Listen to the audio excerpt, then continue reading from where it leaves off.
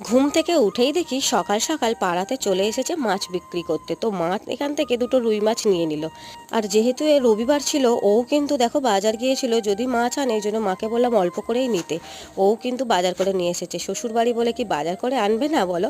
এইদিকে দেখো আখ এনেছে আমার জন্য, আর কয়েকটা শাক, তারপর আরও কিছু টুকটাক জিনিস আনার ছিল এনেছে, আরও চিকেন টিকেন নিয়ে এসেছে। আর এইদিকে ডিম সেদ্ধ, আলুর দম, আর এইদিকে শসা পেঁয়াজ দিয়ে এখন দুজনে বসে পড়েছি মুড়ি খেতে। বোন তো কাজে বেরিয়ে গেছে। আর বাপি এইদিকে আমাদের উঠোনে একটা বড় কাঁঠাল গাছ ছিল, তো কাঁঠালের ডালগুলো সব কেটে দিচ্ছে, কারণ বৃষ্টিতে অন্ধকার হয়ে যাচ্ছে। আর এইদিকে এক ব্যাগ আমাদের গাছের বিলাতি আমরা পেরে নিয়ে এসেছে। আর আমি স্নান টান করে নিয়েছি, আজকে একটু শ্যাম্পু করেছি, তারপরে মা দিয়ে দিল চিকেন। আর এই চান করে চিকেন কষা খাওয়াটা রবিবারে আমার একটা পুরনো অভ্যাস। আর আজকে যেহেতু চিকেন হয়েছে, তো কলাপাতায় ভাত খেতেই হবে, ওই জন্য বাপি দিয়ে কলাপাতাটা ধুয়ে নিল। আর রাত্রিরে হয়েছিল রুমালি রুটি আর মুরগির ছাঁট। তো এই ছিল আজকের ভিডিও।